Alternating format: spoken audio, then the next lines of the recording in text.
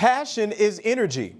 Feel the power that comes from focusing on what excites you. Now, I'd be remiss if I didn't mention that quote was from Oprah Winfrey, but even so, I echo these sentiments as I understand what passion is. I see it every day. I hear it in the voices of teachers, see it in the faces of students, feel it in the writings of authors. Passion is more than just an action. Passion is an attitude, a demeanor. It's virtually almost palpable. And that's a quote from me.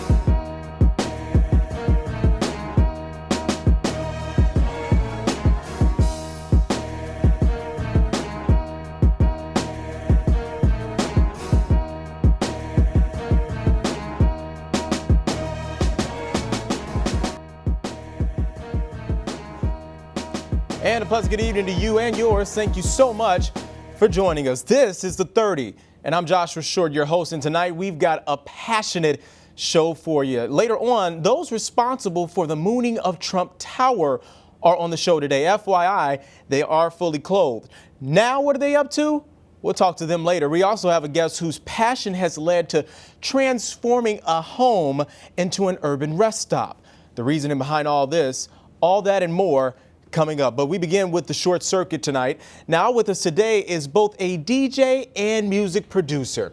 He's got a new EP entitled Bum and is in the studio with us right now. Columbia student Blake Skowron is with us. Blake, how are you? I'm good. How are you? I'm good. Did I pronounce that correctly? Yes, you did. Yes. Yeah, that was the goal. No one does. I'm telling you, it's tough, but you know what? I got it. That's what counts.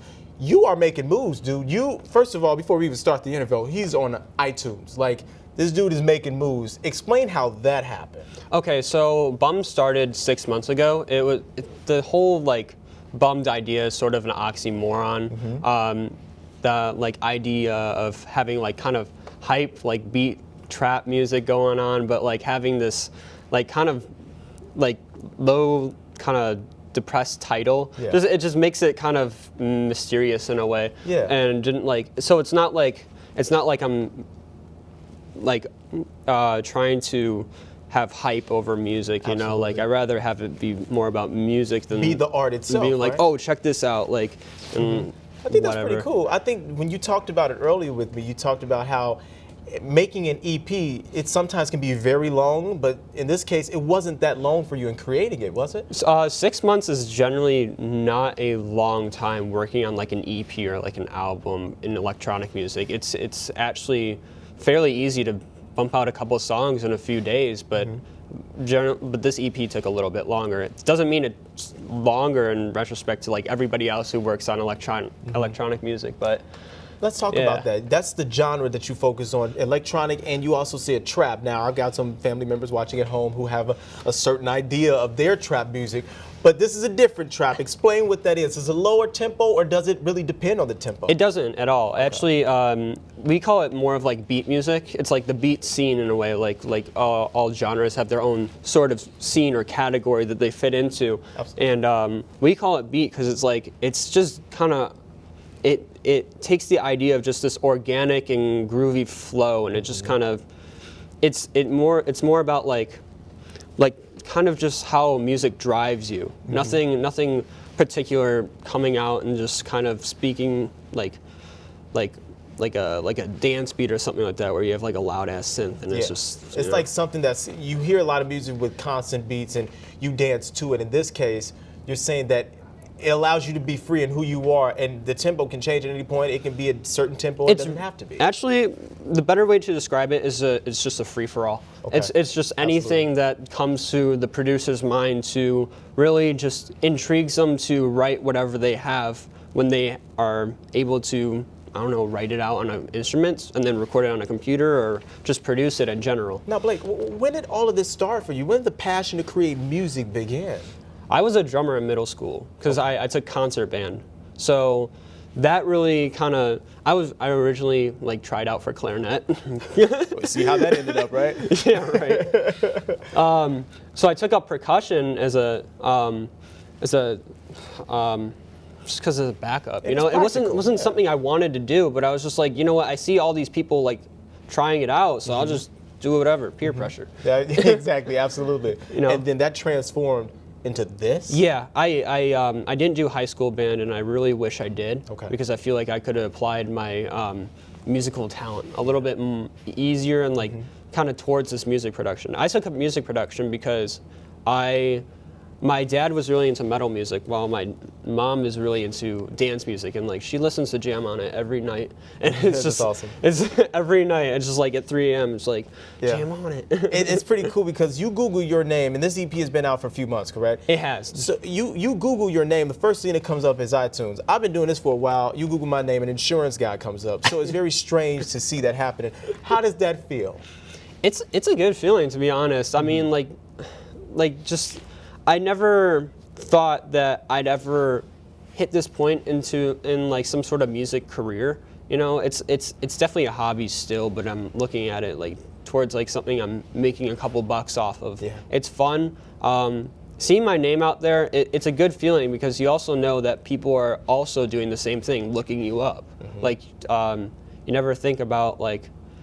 You try not to think about people actually doing it, but it's like, it's real and it's just cool stuff. It's early stages, but you know, it's still happening. Now, one of my last questions for you is, who do you consider one of your musical inspirations, especially in this genre? Because you don't have a lot of people saying, I listen to electronic music. Of course. So who's your inspiration? So in terms of this beat scene, I really look up to a producer named Mr. Carmack. Okay. He's not someone I've been listening to for long, but ever since like I took music production, like I've been doing music production for like 5-6 years. Okay. And I never found my spot. And my friend introduced me to him, and as soon as I started listening to him, like I listened to him nonstop, and it was just like these variety and like diversity of just beats, just kind of just making random music, and there's a lot of soul, there's a lot of energy involved in it, and I wanted to take that on and do that myself, and that's what drove me to do what I do now, and that's kind of why I was inspired to make the EP as well. In 15 seconds or less, what are you working on? How can your music be found? What's your website, social media, real quick? Okay, so I finished up a song with 2 producers I've looked up to for a long time named Crane and Graves. Okay. We just did this beat cipher for a LA-based group called Team Supreme, which is really cool. We had 327 submissions for a remix to the song in 48 hours. And it's the most inspiring thing I've ever been a part of. How can we hear this? Give me your website or your YouTube. How can we listen to it? It sounds so intriguing to me. Team Supreme's, they're on Facebook, they're on Twitter, they're all on all social media. I'm on all social media. It's just my first and he's on iTunes. I mean, come on. Spotify, and Google Play. I Shazam my own stuff, and that works. Are you serious? You know what? Again, when my name, you look it up, an insurance guy comes up. Blake, we appreciate you. Thank you so much for coming to the show. Thank you, sir. Thank you so much. Appreciate Coming up next, no problem. I talked about it moments ago. The creators of the Movement to Moon Trump Tower a couple months ago, they are here today, but they're not dropping pants. They're dropping some knowledge on their new show called Shit Show. Sorry, Mom. That's next.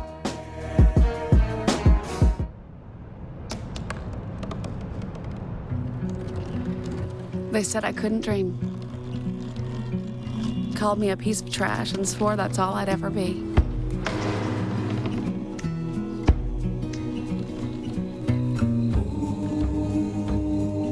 Said a bottle couldn't see the ocean.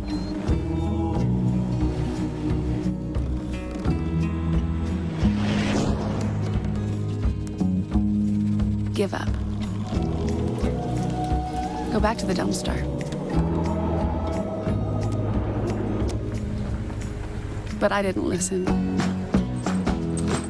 I made my way.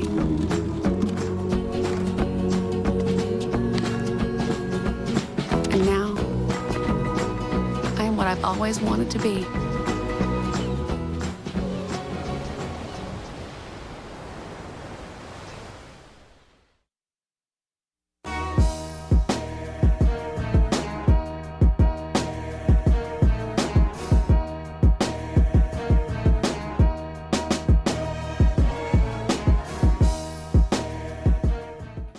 We welcome you back to The 30. Now, as our journey through the final season of The 30 continues, we begin with The 30 Throwback. Now, this is where we bring back a past guest from a past episode from one of our last 2 seasons. Today in our Big Loop segment, we bring back Charlie Vanderclip. He was featured last season with another guest discussing representation in horror movies from our Halloween episode. Do you remember that? Today he's back though, but with a new guest, Bailey Davis. He, along with Bailey, are producers for a new political satire. It's called Shit Show, something we try to avoid happening here on our set, by the way. Now, if you have not seen it, take a look at this. Hundreds of protesters gathered along the Chicago River. You know what they did? What's that? They dropped trout, dropped their pants, and they moved Trump Tower, a different kind of approach to political activism.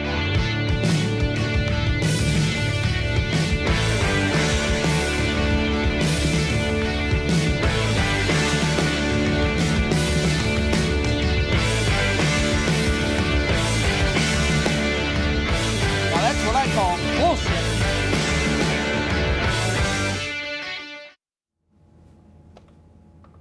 The creators of Shit Show are here to talk all about it. Welcome to the show, Bailey, and welcome back to you, Charlie. I mean, first of all, it's awesome to watch. Let's just start again with the elephant in the room. Did you all expect the massive turnout for a mooning of Trump Tower? That's something you all had created, and it got a lot of publicity. Let's start with you. Yeah. No, not at all. We put up the event and we're hoping it would go viral. And a lot of people, we had like, I can't remember, a couple thousand people saying like, oh, we're going, but naturally we're like, oh, well, why wouldn't you just say you're going? Like, that's funny. But no, we had like 400 or 500 people turn out, and it was really cool. There was a couple that flew in from Seattle, and we had another guy coming from Columbus, Ohio. Are you kidding me? Yeah. Oh, they were wearing these little hats with these statues of Trump taking a dump. It was amazing. It was really cool. That's amazing. You guys are now, that's just one of many things you all are doing to change this narrative. And you're using Shit Show as a platform. Talk about what Shit Show is all about for me.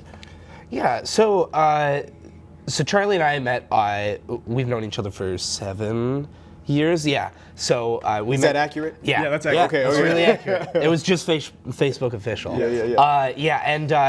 I've always wanted to do a satirical news show because I've really, both of us really love Jon Stewart and Stephen Colbert. And once we got here, I'm a theater directing major and he's a film major. And so we were like, oh, well, if we could ever do this, it's probably here. So, yeah. A good opportunity to collaborate. And it's been such an absurd election season, there's so much to joke about. I was going to ask you, does it make it easier what's going on right now? Is that how it is? Like creating these jokes and what's happening, does Trump being in office and everything else that's revolving around that help you all?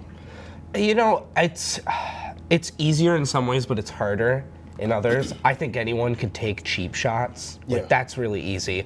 But I disagree with a lot of people that think comedians are like the biggest winners of this election. Because it's some tough stuff to navigate through. It's not a walk in the park, and I don't think it's hard sometimes to be like, man, like Michael Flynn being tied to Russia, like that's hilarious because it's a painful kind of funny. Yeah. So let's talk about where this came from. Did you come up with the name Shit Show? Did you? That was actually all him. It was me. It was like it was a working title. And we just stuck with it. Eventually, we kind of fell in love with it. One of those things. This is a new form of political activism. How do you all expect from here on out to gain so many followers, to acquire so many eyes on Shit Show? What ways are you going about showing this is the new thing to watch? This is what's important in our lifetimes nowadays. And we're putting a little humor spin on it.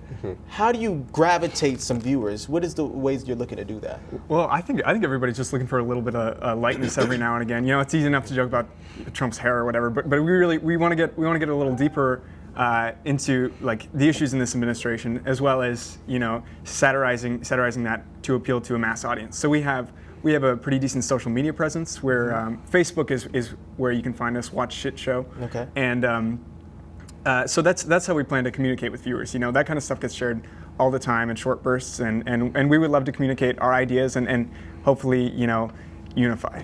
Do people actually give you all ideas, and are there creators on the show, or is it just you two brains working together and saying, this is what we're going to do, this is how we're going to portray this message? No.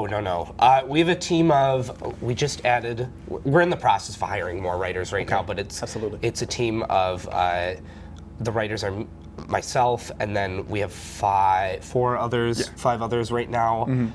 They're just some of the funniest, smartest people I know. And it's really important that it's not all coming from me or just us, that it's coming from a group of people and with different experiences and perspectives. Yes. What is the ultimate mission? And I want to hear this from both of you all. What is the mission going forward for Shit Show? What do you hope to have accomplished? A year from now, hell, 2 years from now, what do you hope to inform people about or educate your viewers about more? You know, I would say I hope people gain awareness of some things they wouldn't normally pay attention to. We're trying to pay attention to some local Chicago politics as well, but satire is a powerful tool in criticizing the media and our government, and I think more, you know, Jimmy Fallon's losing a lot of viewership right now because people are turning to Stephen Colbert because he's so on top of politics right now. So I guess for me, if people are turning to us and going, I wonder what these guys think of what's going on right now, that would be pretty cool. And that's kind of the same thing for me. I want the perception to be like, these guys are insane, but they make a good point. You know? Absolutely. So how can people watch it? What time? How often are you guys taping? Explain that a little bit. And where do you guys record from? I'm curious to know that as well. Yeah, so we film at the Playground Theater. Okay. We film every Sunday. We did kind of like a pilot episode, but starting next Sunday, we're gonna, other than Easter, we're gonna be filming every Sunday. We write the whole show in one day pretty much, and then put it up at 6 p.m. And then the clips kind of go, we kind of post them throughout the week with like the most like time sensitive, whatever's like the most relevant, we'll post that first, and something that might just be like analysis of something that happened in the past month, that'll go up later. 7 years certified on Facebook. Friendship has lasted so long. Look at that, all hug in the embrace. That's beautiful. Thank you so much, Bailey, Charlie. Welcome back, and thank you so much for coming. Thanks so much. We appreciate it, and we're looking forward to that shit show. Coming up, we've got a member of Hostile Euphoria joining us to talk about his passions for recycling, but not just food and objects, living spaces too. We'll be right back. Listen to me. I am captain of the track team. And if I'm late, she doesn't really think she's going to get out of here, does she? Be nice. She's new. Hello, is anyone there? Ugh! Wow. Even from our standards, you look awful. Oh, sweetie, what happened? Me? My friend Becky got to talk to this super cute boy, and I tried to act like I wasn't jealous, but I so totally was. And then out of nowhere, this concrete barrier just popped up. Maybe it was a semi. You mean you were driving? Yeah. I mean, I know the whole eyes on the road thing, but this was a super important text. Maybe you have to know, Becky. Texting? Great. But it was only like 5 seconds, and I'm a really, really fast texter, so it wasn't even a big deal. Actually, has she texted me back yet? Wow, I get like no bars in this place. I wonder if they have Wi-Fi here.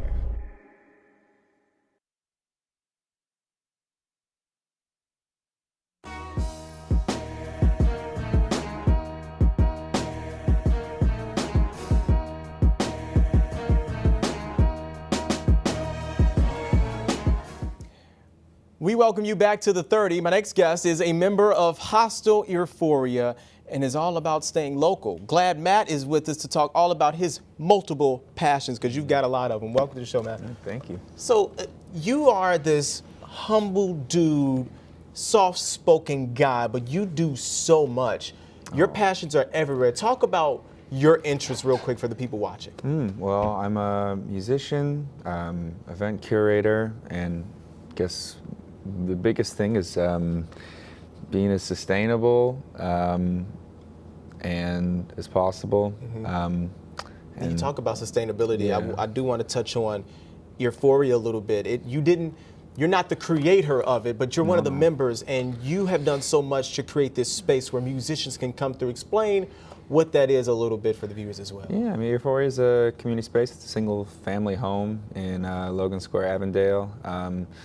Been hosting traveling creatives, but we also host a wide variety of programming, music shows. It's a little mini recording studio downstairs. We host workshops, skill shares, band practices, changing artists in our living room, fundraisers, all sorts of stuff. That's awesome. And you've done a lot here locally, but you've even gone international with it. You had a trip to Nicaragua, correct? What was that all about? Yeah, well, it was more, for me, it was kind of an attempt to adapt a little bit and expand our reach with Euphoria, be more community-based, because a lot of I guess, it's very easy, even though we have people who live at our space from 20 to 40 years old, as artists and musicians, which are a lot of the people, it stays very insular, and so we're trying to have more family-related events and such, but either way, through gardening and whatnot. But Nicaragua was a way for me to learn Spanish and also to see other ways that people activate spaces in other parts of the world, and it's just very cool to have met a lot of awesome people, but just get ideas, share, help, learn. It's like helping people, and you're doing it through reusing spaces and what have you. And you mentioned that the actual creator of Euphoria has another location in Texas that's more music oriented. Yeah. I mean, it kind of started music oriented. We've kind of moved just based on people move in and out of a spot. You get new heads involved, new ideas, new experiences. So we've kind of moved into just different kind of stuff other than music. We've expanded, but they're more rooted in music and touring and traveling. Now, it's centralized on music, but I'm curious to know, nowadays you have more than ever a system here in the United States that is more so pushing people back or pushing people away. But with Euphoria and everything that you've done, you're pulling people in. Explain that dichotomy a little bit. Yeah, I mean, well, it's just, it's very overwhelming for many people. I'm definitely in a position of privilege in this department, but,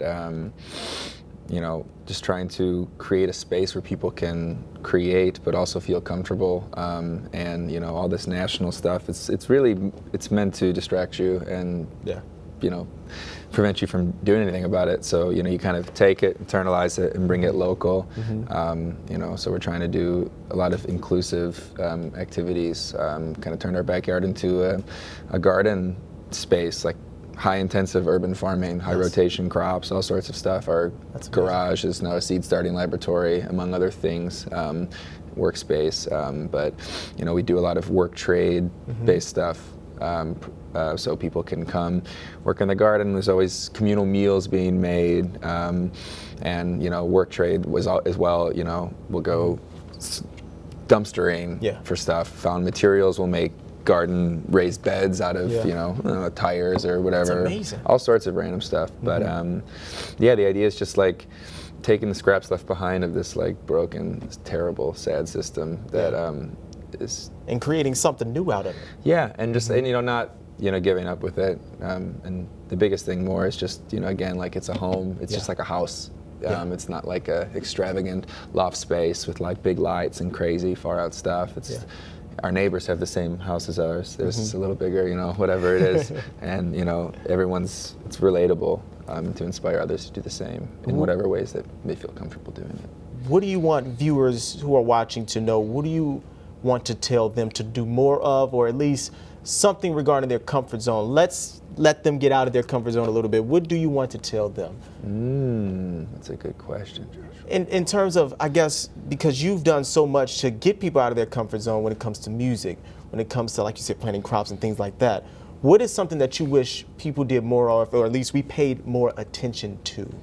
Yeah, I mean, it's just, I'd say just keeping it local in many ways. I mean, the national story is super important, and you know, a lot of the things we do are able to relate to people on a very large scale, not just based in Chicago. Absolutely. But you know, you gotta kind of accept where you're at and what you have control over, and you have control over saying hi to your neighbor or knocking on their door or engaging with people who live around you, and you know, even if they're not like you or from a different, you know, Absolutely. whatever. And so this, we need more men like you on this earth. We need more people in general like you. It's great. And you're learning Spanish.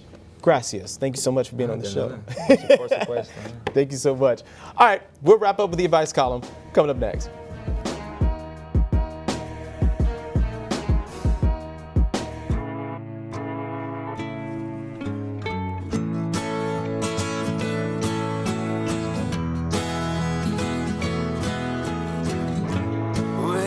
Tell him that I've begun to dream of things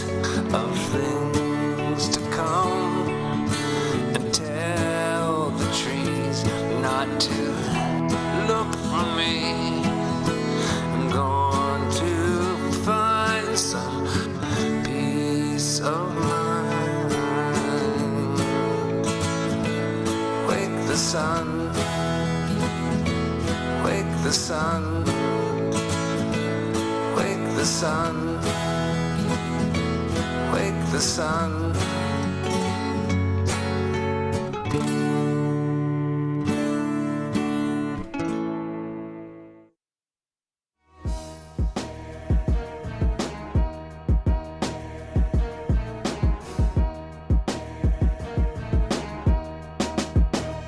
We welcome you back to the season 3 of the 30, and this is the advice column where I give advice to those who are crazy enough to ask me. Now, we ask you to use the hashtag all the time on Twitter, hashtag AskJosh30 with your questions, and our producers chose 3, and here they are. First question comes in from @the_Zach_Jackson.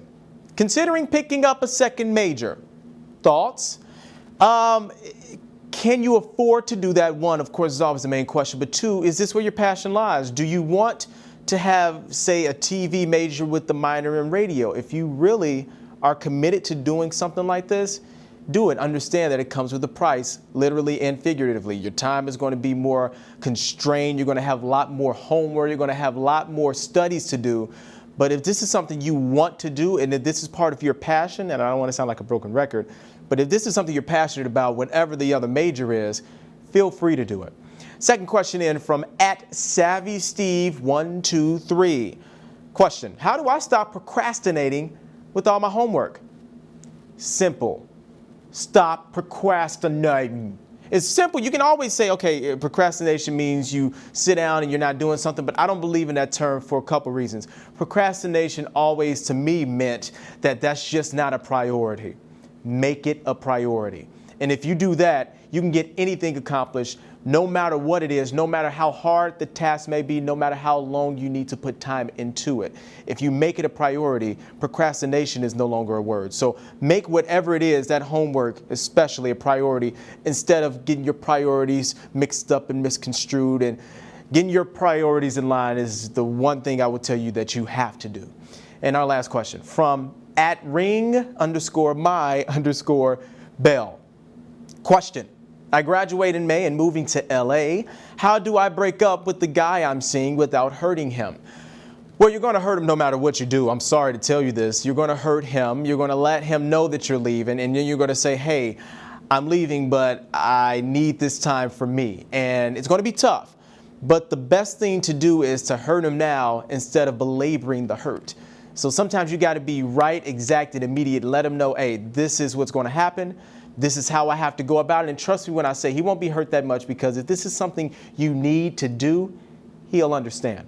All right, that does it for tonight's edition of The 30. We thank you so much for joining us today. Stay tuned to Frequency TV's Facebook page for upcoming show dates and times. Till then, so long from Chicago.